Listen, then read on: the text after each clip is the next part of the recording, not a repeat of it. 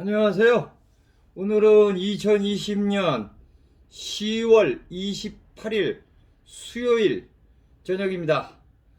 오늘 저녁은 간 고등어 그리고 이제 감자 튀긴 거 그리고 김구이 그리고 콩나물 국이 되겠습니다. 콩나물국. 저는 콩나물국을 떠서 한번 먹어보겠습니다. 이게 콩나물이 좀 오래돼 가지고 오늘 내로 안 먹으면 이거 버려야 되기 때문에 내 콩나물국을 끓였어요. 이게 오래 놔두면 상해서 이것도 사실 너무 유통기한이 지난 건데 버리기는 아깝고, 그래서 내가 오늘 콩나물국을 끓였습니다. 잠깐만, 젓가락을 안 갖고 왔네.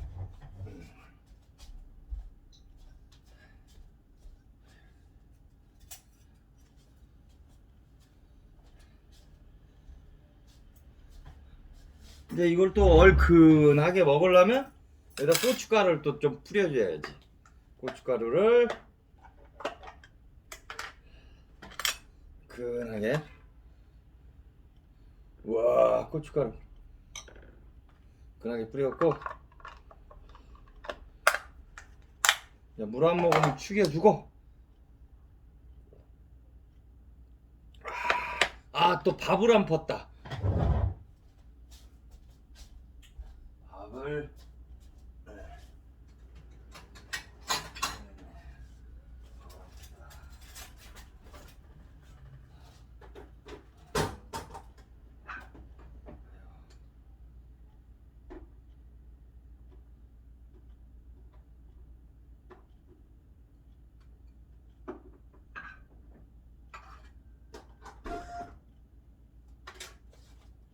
아이고, 그냥 밥도 오래돼가지고 그냥 누렇게 떴네, 밥이. 자, 한번 오늘도 맛있게 저녁 식사를 하도록 합시다. 오늘 특별히 간 고등어가 있으니까 이 간 고등어를 한번 먹어보도록 하겠습니다. 맛이 어떤가 한번.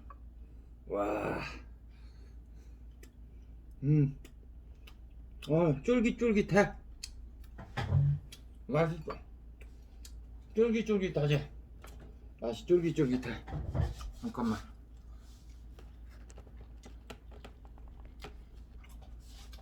내가 요 뒤에 적어 놓은 게 있는데, 뭐 이게 좀 잘 확대를 해서 잘 안 보여도 내가 말로써 설명을 할게.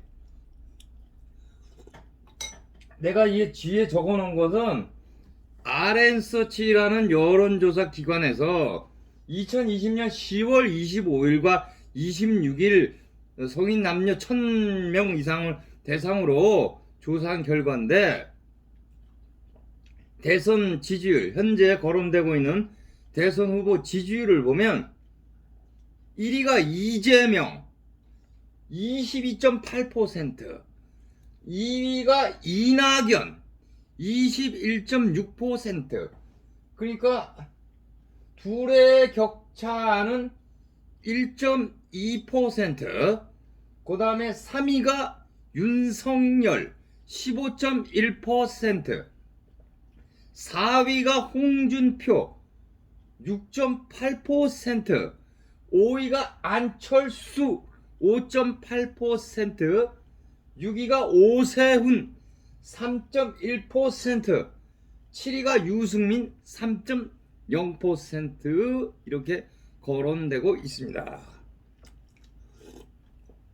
이거를 분석을 해보면 윤석열이는 지금까지 한 번도 정치 행보를 하지 않았는데도 불구하고 무려 15.1% 지지율로서 단번에 3위의 지지율을 기록했다는 것은 상당히 놀라운 거죠. 만약에 윤석열이가 본격적인 대선 행보에 나선다면 그 지지율은 더 올라갈 수도 있고 잘하면 이낙연이나 이재명이를 앞설 수도 있다. 이런 예측을 할 수도 있는 거죠. 대선은 2022년 3월 9일에 치러지기 때문에 아직까지 1년 한 5개월, 1년 4개월 정도 남은 시점이기 때문에 현 조사 시점에서 아직까지는 더 두고 봐야 되고 한 6개월 정도 앞두고 대선이 어떻게 될 것인가 한 것을 예측해 볼 필요가 있어요.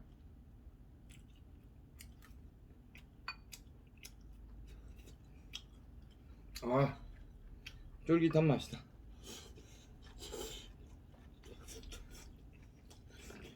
아, 이건 좀 유통기한 지난 콩나물 먹고 배 아프면 안 되는데.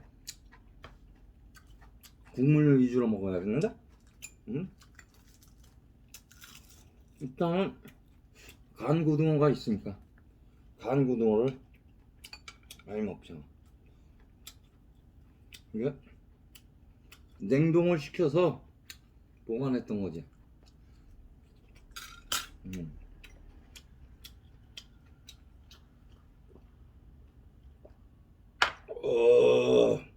얼큰해. 지금 보면은 이재명이하고 이낙연의 지지율을 합하면 이게 어떻게 되냐 하면 44% 정도 가량이 나온다고.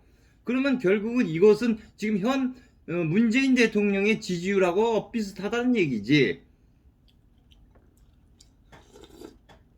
그리고 야권 후보들 윤석열이, 홍준표, 안철수, 오세훈, 유승민 요거를 다 합치면 한 30여 프로 지지율이 나오기 때문에 현 국민의힘의 지지율과 비슷한 분포를 보이고 있다, 이렇게 볼 수가 있어요.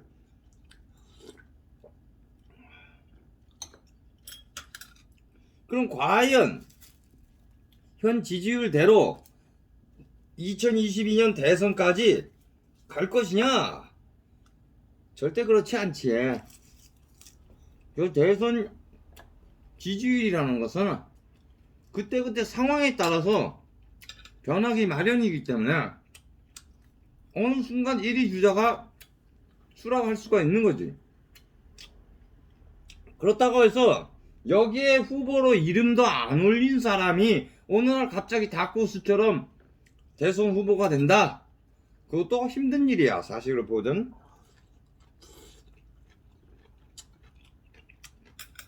자기 대선이 불과 1년 4개월밖에 남지 않았기 때문에 아직까지도 대선 후보로서의 이름을 올리지 못한 사람은 결국은 대선 대권을 잡을 수 없다는 얘기지. 적어도 이 가운데 한 명이 들어있어야 이들 중에 한 명이 대통령이 될 수 있다고 볼 수가 있어. 지금 지지율이 3%도 안 되는 그런 후보가 어떻게 1년 4개월 만에 지지율을 30%까지 끌어올릴 수 있냐고.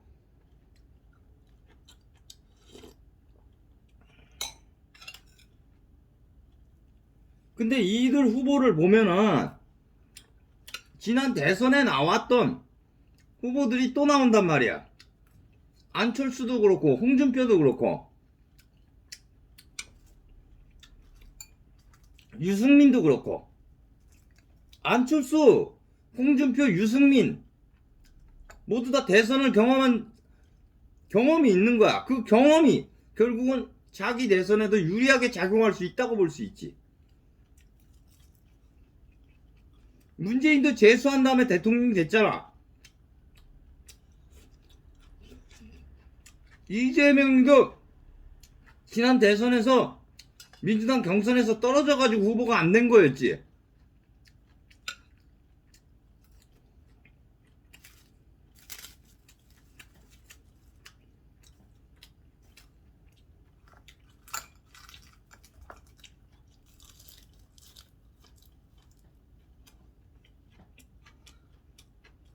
놀라운 것은 이재명이가 이제 지난달에 이어서 이달에도 계속 대선 후보 지지율 1위를 기록하고 있다는 사실.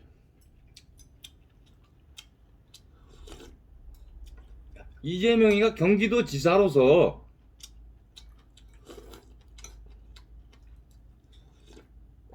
활발한 활동을 하면서 뭐 코로나를 두고서 이제 재난지원금이라든지 이런 경기도에 막 퍼주기 식으로 하다 보니 인기가 올라간 게 사실이야.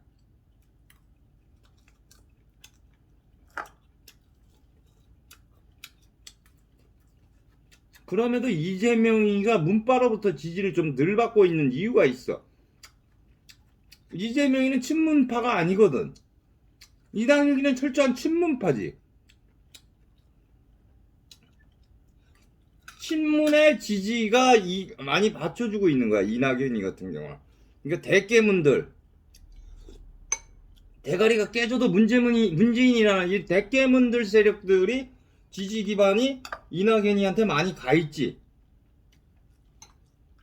그럼에도 불구하고 이재명의 지지율이 높다는 것은 그만큼 이재명에 대한 국민의 선호도가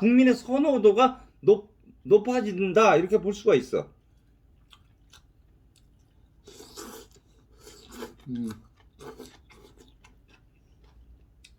밥을 말아야겠다.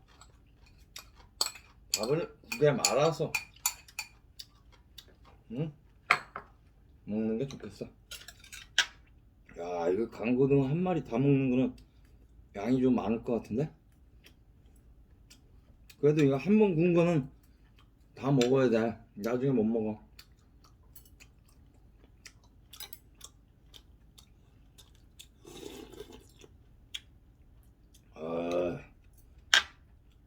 그나다.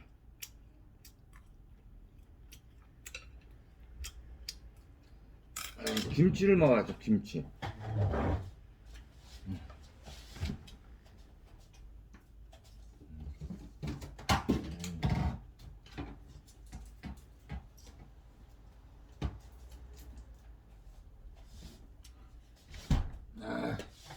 김치를 빼뜨렸네.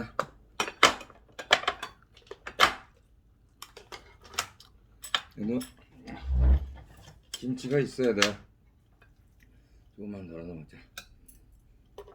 넣어서 먹고 또 먹고 이렇게 해야 돼.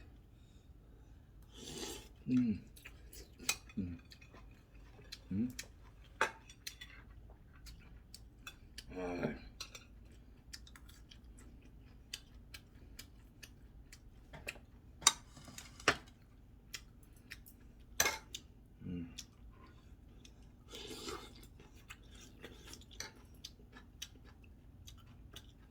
쫄깃한 맛이 나. 살아 있어야 되거든.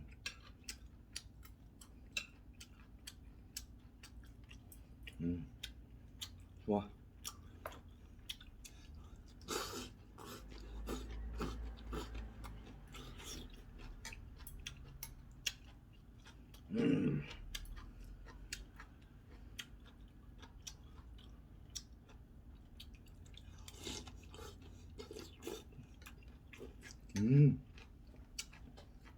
볶음김치네, 볶음김치. 맛이 좋아.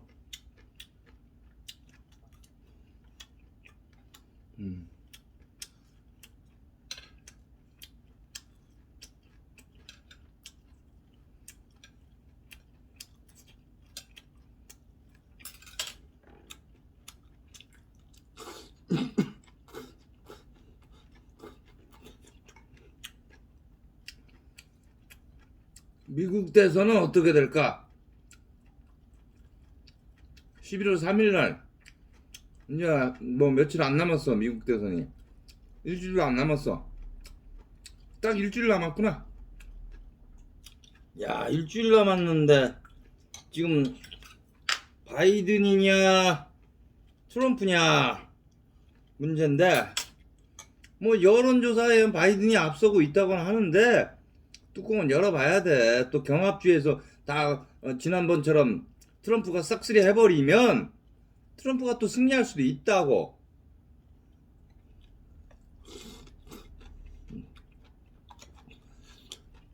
문재인 입장에서는 바이든보다 트럼프가 낫지. 트럼프의 북한하고 자주 협상하고 트럼프가 돼서 다시 또 남북 정상회담을 하고 북미 정상회담도 하고, 바이든이 되면 그게 어렵거든. 특히 북한하고의 관계가 껄끄러워질 수가 있어.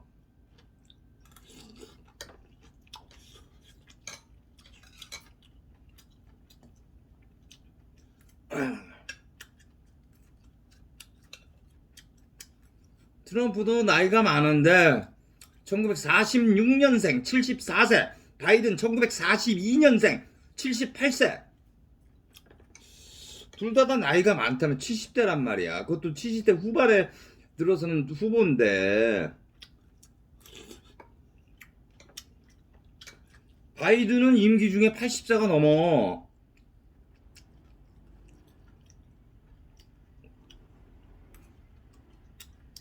너무 나이가 많은 게 또 바이든이 좀, 트럼프도 나이가 많은데 바이든의 나이는 더 많잖아.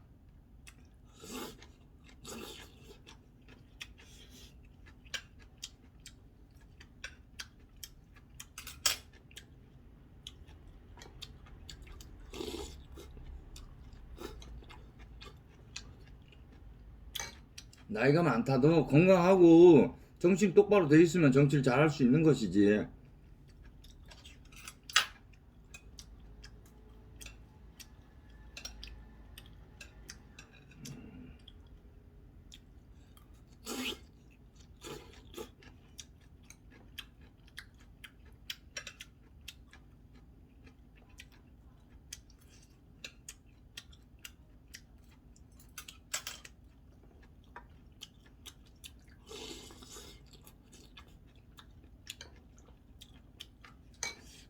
근데 윤석열이가 이렇게 부각되는 이유는 퇴임 후에 자기도 정치를 할 생각이 있다는 의사를 표현했기 때문에, 그게 국민에게 그게 먹혀든 거라고 볼 수가 있어.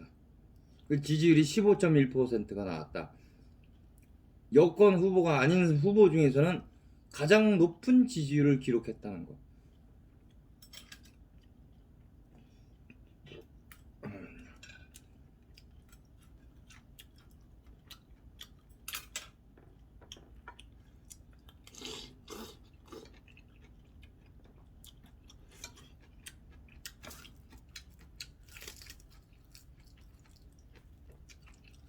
윤석열이가 검찰총장으로서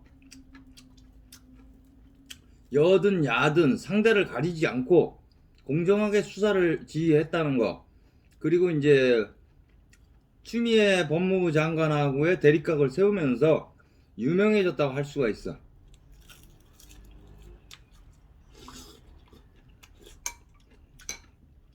지금 대검찰청 앞에 가보면 화환이 수백 개가 거기 전시돼 있어. 다 윤석열을 지지하는 화환이지.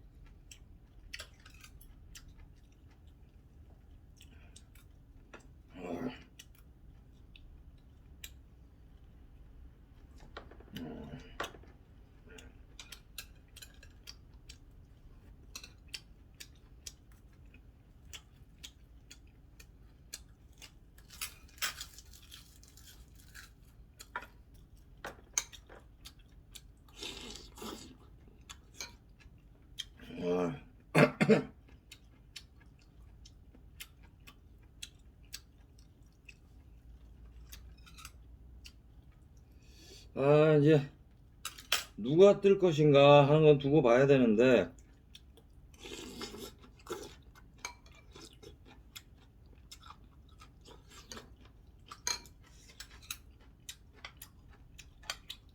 여권의 대선 후보로는 지금 이재명이 하고 이낙연 두 명밖에 없는 것 같아.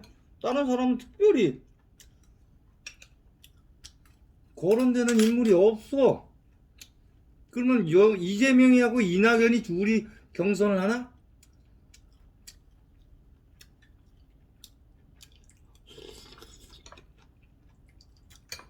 김두관이, 김경수 이런 애는 잽이가 안 되는 거고.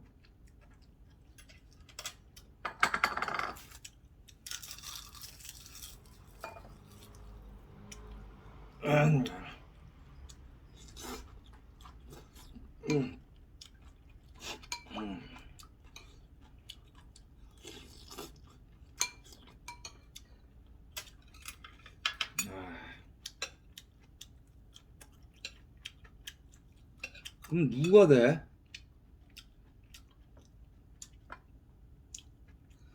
막판에 이제 이재명이하고 이낙연이가 이제 경선을 붙으면 문바들이 어떻게 작동하냐. 문바의 지지를 받는데 이낙연이가 이재명이가 문재인하고 어느 정도 각을 세우고 있거든. 어떻게 되면 이재명이가 대통령이 되면은 문재인의 비리에 대한 수사를 할 수가 있어. 그렇게 되면 문재인의 비리가 밝혀지면 문재인이 감옥에 갈 수도 있는 거야. 반면에 이낙연이 되면은 이낙연은 문재인에 대해서 철저하게 카바를 하기 때문에 그 이낙연 정권은 곧바로 문재인 정권의 승계라고 볼 수 있기 때문에 이 문재인은 무사할 수가 있지.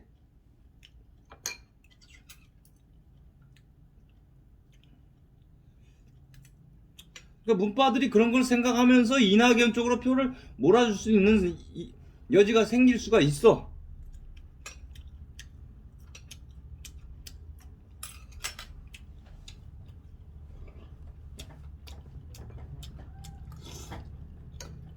사실 이낙연은 문바의 지지를 빼면은 지지율이 별게 아니거든.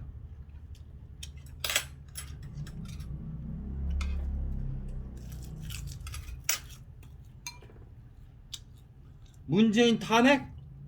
택도 없는 소리야. 지금 민주당이 180석 거대 여당인데 어떻게 탄핵을 시키나.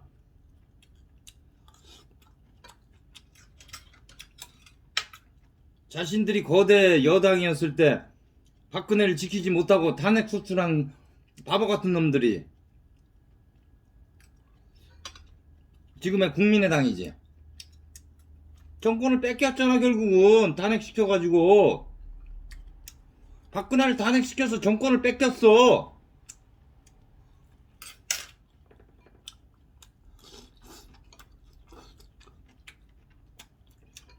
탄핵 역적 김무성, 유승민.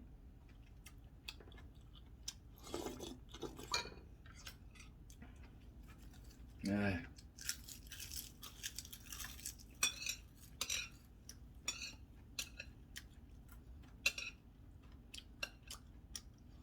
헌법재판소 그놈들 8명도 다 정권의 눈치를 보면서 슬슬 촛불의 위력이 커지니까 자신들 다칠까봐 그냥 짜고 치는 고스톱으로 만장일치로 탄핵시켰지.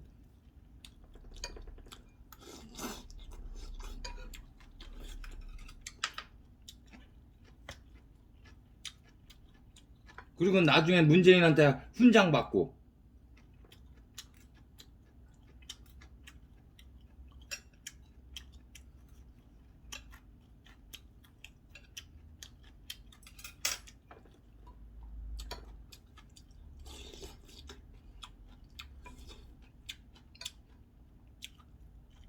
에휴.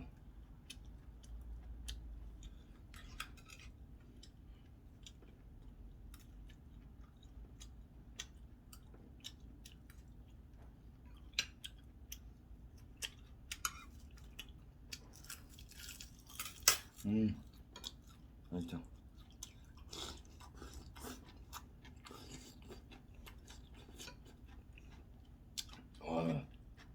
얼큰하다. 얼큰해. 아.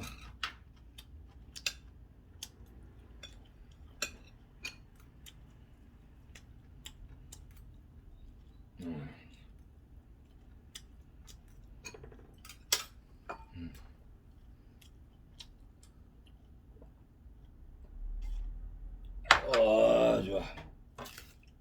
아.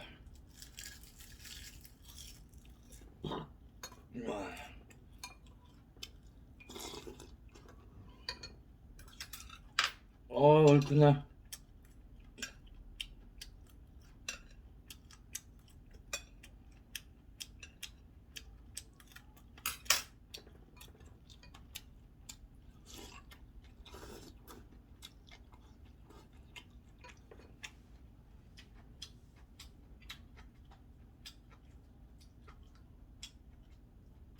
이재명 1964년생 56세.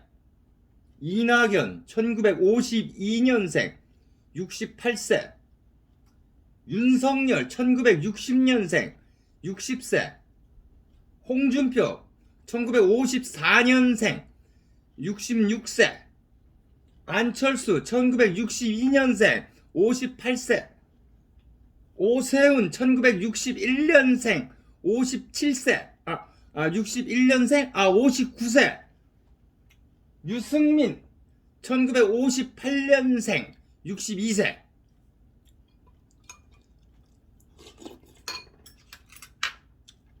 그러니까 지금 거론된 후보 중에서 이재명이가 제일 나이가 어려. 64년생. 그것도 12월생이야. 근데 이재명이는 상당히 어린 나이지. 어떻게 보면 54세. 대통령에 취임하는 게 2022년도 5월달이니까 2022년 앞으로 2년 후인데 지금 이재명이가 56세인데 58세인데 만으로 따지면 57세에 만약에 대통령이 되면은 57세 대통령이 되는 거지. 그러면은 좀 빨리 되는 거지, 대통령 치고는.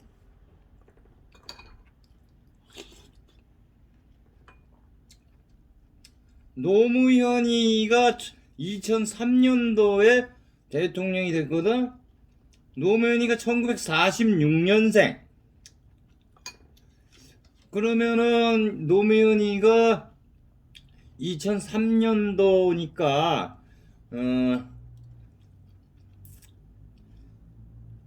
노무현이가 46년생. 그러면은 54에다가 3월 다니까 57세. 만으로 56세. 왜냐면 노무현이가 만 12월 달에 취임했으니까 57세. 만 57세에 됐으니까 뭐 이재명이하고 같은 비슷한 또래 같은 나이에 당선이 만약에 이재명이가 2022년도에 대통령이 되면은 거의 같은 나이에 대통령이 됐다고 볼 수가 있지. 50대 대통령이 되면 상당히 빨리 된 거지. 지금 저 문재인이가 53년생인데 지금 53년 1월생이거든. 문재인이가 53년생. 그러면 67세란 말이야. 3년 전에 대통령이 됐잖아. 그럼 64세에 대통령이 된 거였지.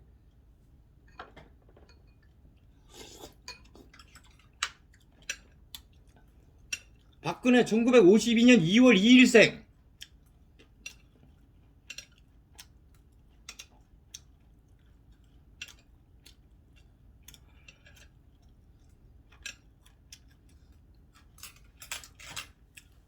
박근혜는 임기를 못 채우고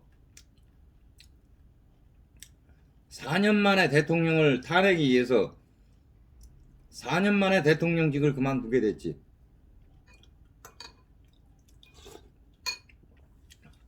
그때가 2017년 3월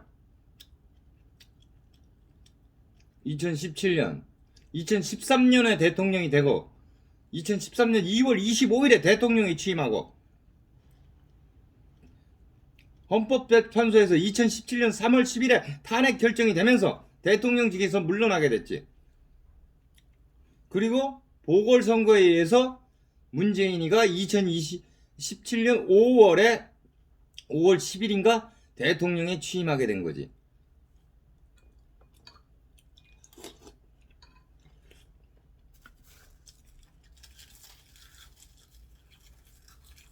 그로부터 벌써 2017년 5월에 대통령이 돼서 지금 2020년 10월.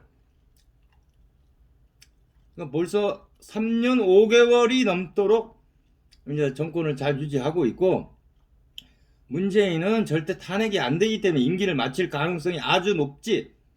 문재인의 임기가 2022년 5월까지니까 두 달 전인 2020년 22년 3월 9일에 대통령 선거가 치러지지.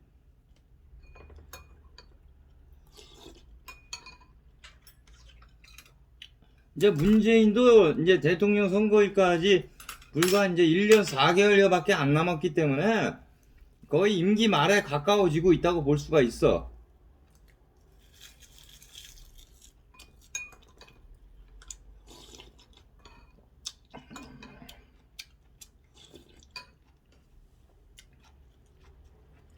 아.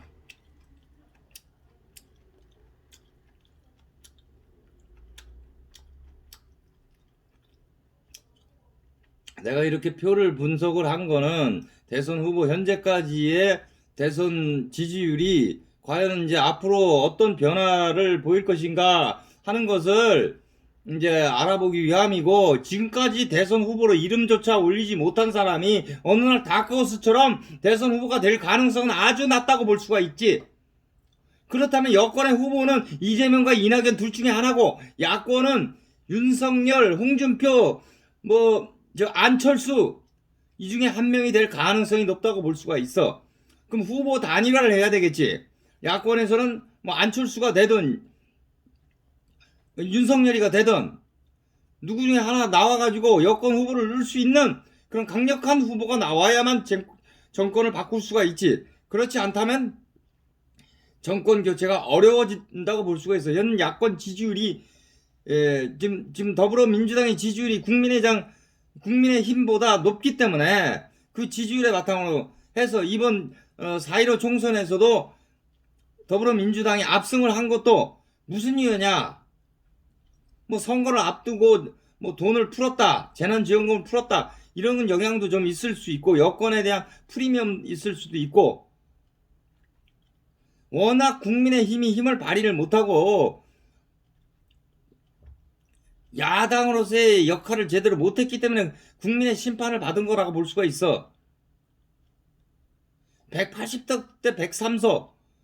이거는 그리고 수도권은 거의 전멸하다시피, 서울 수도권에서는 거의 더불어민주당 후보들이 싹쓸이 하다시피 했다는 사실. 그리고 국민의힘은, 그리고 호남에서는 후보조차 못 내고 호남을 전멸했다는 거. 호남과 서울 수도권을 전멸하고 나면 남는 건 뭐야? 대구, 경북, 경남, 부산 이 정도인데, 부산하고 경남도 좀 많이 뺏겼잖아. 그러니 103석 얻은 거야.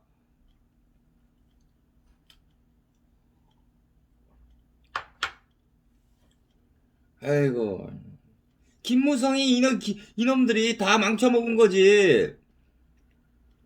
그리고도 아직도 정계에 빌붙어 있어? 부산시장 나오려고 꿈틀대고 있어? 절대 안 뽑아주지.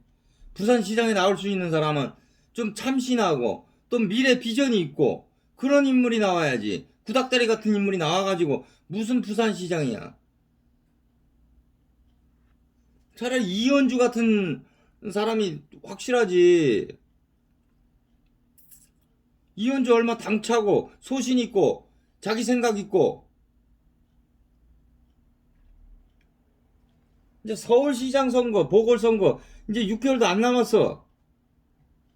내년 2021년 4월 7일날 보궐선거가 치러지거든. 지금 6개월도 안 남았기 때문에 지금 이제 5개월여 남아도 5개월. 그러면 서울시장 후보로 누가 나올 것이냐? 더불어민주당에서 나올 수 있는 후보들 몇 명 있지. 그리고 야권에도 후보 있지. 이 서울시장 선거가 상당히 중요해. 대선을 가는 길목이기 때문에 서울에서 국민의힘에서 만약에 당선자가 나오면 대선에서 유리한 국면을 차지할 수가 있어. 서울 유권자가 서울 인구가 1,000만 명인데 이중 유권자가 어린애들 빼고 지금 선거 연령이 만 18세로 내려갔기 때문에 고3짜리도 지금 투표할 권한이 있다고.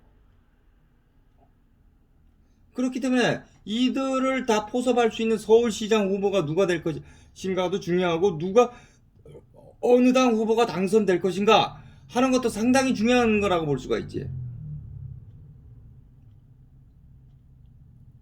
지금 왜냐면 지금 서울시장이었던 서울시장 원래 더불어민주당 소속 박원순이었거든. 근데 박원순이가 성추행 문제로 자살을 하는 바람에 치러지게 됐어, 보궐선거가. 부산시장도 더불어민주당 소속 오거돈인데 오거돈도 성추행에 걸려가지고 자진 사퇴했어. 그러면 원래 자기 당 소속의 자치장이었는데 더불어민주당은 원래 2승을 다 해야만 본전치기고 국민의힘은 반타작 1승 1패만 해도 원래 자기네 당 소속 자치단체장이 아니었는데 새로운 자기 당 소속 자치단체장을 갖게 되는 거잖아. 그렇기 때문에 국민의힘은 상당히 유리한 측면에서 선거에 임한다고 볼 수가 있지. 지금 여론조사에 의하면 부산시장은 지금 더불어민주당이 상당히 고전을 하고 있는 입장이고, 국민의힘은 부산이 원래 이제 이번 4.15 총선에서도 부산에서 많은 의석을 얻었기 때문에 더 유리한 입장에 있다고 볼 수가 있어. 근데 서울시장은 워낙 지금 더불어민주당 후보의 더불어민주당이 강세 지역이기 때문에 그건 선거 결과는 두고 봐야 돼. 누가 후보로 나오느냐에 따라서 차이가 크지. 그래서 서울시장으로 뭐 다시 오세훈이가 또 나온다, 그런 말도 있고, 안철수가 나온다 이런 말도 있고, 여러 가지 말들이 있어. 근데 이제 지금 불과 선거가 5개월밖에 안 남았기 때문에 한 2, 3개월 뒤에는 2개월쯤 뒤에는 정확한 후보의 윤곽이 드러나고 다겠지. 그때 가서 여론조사를 해보면 누가 이길 것인가 대충 감을 잡을 수가 있어. 오늘은 이것으로서 저의 유튜브 방송을 마치도록 하겠습니다. 끝까지 시청해 주셔서 감사합니다. 구독, 좋아요 버튼 눌러 주셔서 보다 많은 조회수를 올려 주시기 바랍니다. 감사합니다.